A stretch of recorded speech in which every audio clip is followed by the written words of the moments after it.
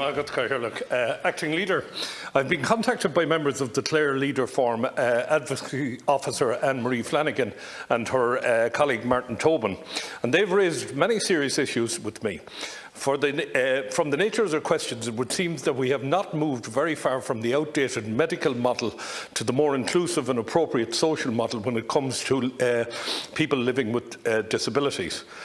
For a start, they question why Anne Rabbitte TD is Minister for State with special responsibility for disability at the Department of Health, and in the Department of Justice and Equality, Roderick O'Gorman TD is Minister for Children, Disability, Equality and Integration. In my opinion, this is a bizarre carve-up of an area which requires the full and singular attention of one minister.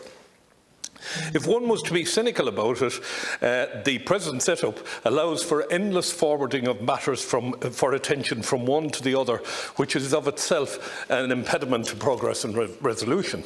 They are equally concerned that both are ministers for disability and not the more inclusive term Minister for Disabled Persons or People with Disabilities.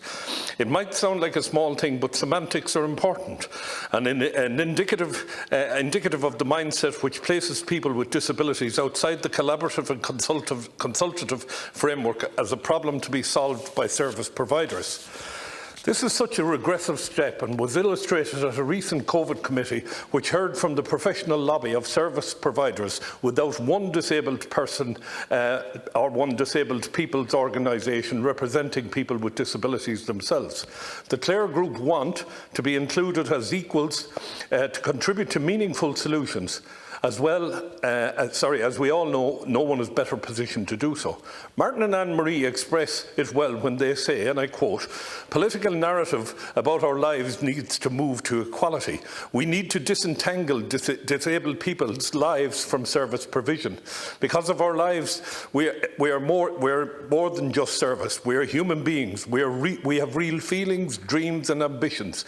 We are citizens, adults, parents, children, workers, students, transport users, climate activists, people in need of housing, mortgage holders, users of all health services affected by the pandemic, just like everybody else."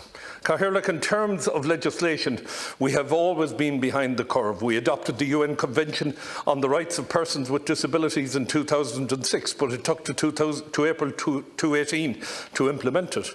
In 2015, the Assisted Decision-Making Capacity Act has yet to be fully implemented, and Disability Act 2005 protects the state from preventing disabled people and parents of children to legal recourse if not provided with vital services. I have a lot more to say on behalf of this very articulate group. I would ask that at some stage, Cathaoirleach, we provide a space within our time frame to allow for public consultation with actual disabled people rather than service providers. The disabled people themselves deserve right to be heard in this, the House of Parliament. So I would ask that between yourself and the Leader that we find time for that. Thank you very much indeed. Thank you.